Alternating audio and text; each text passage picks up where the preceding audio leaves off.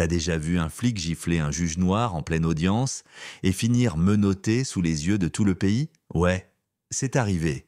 Et pas dans un coin paumé que personne connaît. Non, c'est arrivé en plein cœur du palais de justice du comté de Franklin, sous les caméras, en direct, avec plus de 100 000 spectateurs en ligne. Et ce chiffre montait toujours. Le flic s'appelait Brent Maddox, 30 ans de service. Coupe militaire, lunettes miroirs, même à l'intérieur, cette démarche lente, comme si la Constitution était tatouée sur ses semelles. Et l'homme qui l'a giflé? Juge Malcolm Hayes. Noir, posé, regard acéré comme une lame, et pas du genre à se laisser marcher dessus, même pas un peu. Voilà comment ça s'est passé. Maddox n'était même pas censé être là. Il s'est ramené pour surveiller une audience concernant un gamin de 16 ans. Ellis Grant, accusé d'avoir gêné une arrestation. Pas de violence. Juste un ado qui a eu le malheur de parler un peu trop face au mauvais uniforme, au mauvais moment. Le juge Hayes venait à peine d'ouvrir la session que Maddox s'est avancé, un truc sur le respect des forces de l'ordre, les procédures de sécurité. Tu vois le genre. Hayes l'a remercié d'un ton poli et lui a demandé de s'asseoir. Mais Maddox n'a pas bougé. Il a fait 3 pas. Et d'un geste sec, avec l'arrogance de celui qui s'est cru intouchable toute sa vie, il lui a claqué une gifle, une vraie, paume ouverte, en plein visage. Le bruit a claqué comme un coup de feu. La salle s'est figée, une femme a halté. Un stylo s'est arrêté au-dessus du papier, et même le flux en direct a bugué comme si Internet lui-même n'avait pas digéré ce qu'il venait de voir. Mais le juge Hayes, il n'a pas bronché. Il est resté là, la joue rougie, le regard planté dans celui de Maddox. Puis il s'est tourné vers la caméra et d'un ton calme, presque intime, il a dit « Dites-nous d'où vous regardez. Qu'est-ce que vous feriez si vous voyiez ça ?» Le chat a explosé. Paris, Montréal, Dakar, New York. Les messages défilaient à toute vitesse. Et puis, bam, un message rouge s'est affiché en bas de l'écran. Financement gelé, commissariat 17, 312 000 $, suspension immédiate.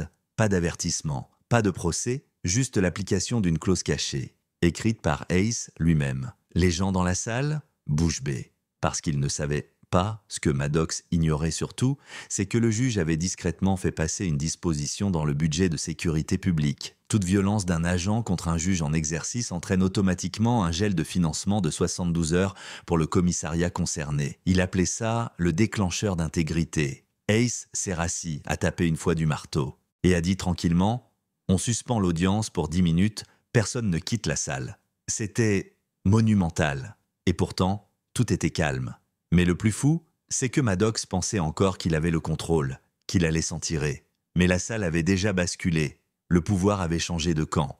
Ellis, le gamin au centre de tout ça, celui qui avait été arrêté pour obstruction, le regardait comme s'il voyait, pour la première fois, que la justice pouvait être de son côté. Que le système n'était peut-être pas que mensonges et punitions. À l'extérieur, les gens affluaient, des bougies, des pancartes, pas de cris, juste « justice ne se frappe pas » et plus de silence. Le mot s'était déjà propagé. Et là, tout a changé.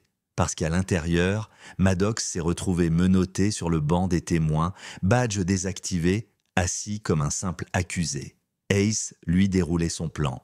Il a appelé la sergente Maria de la Cruz, une collègue de Maddox qui avait porté plainte contre lui des années plus tôt. 2 plaintes, 2 fois classées sans suite. Ce jour-là, elle est venue avec des preuves, dossiers, mails, photos.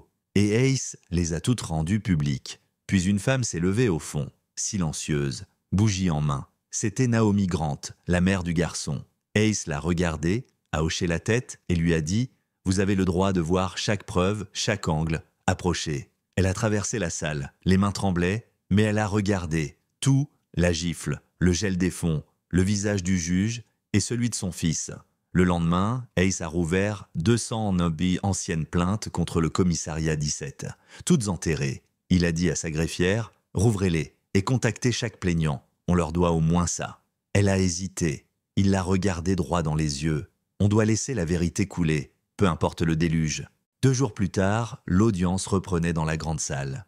250 places, galerie remplie, en direct. QR code pour suivre chaque angle. Première témoin, Renée Caldwell, journaliste. Elle avait été arrêtée arbitrairement par Maddox.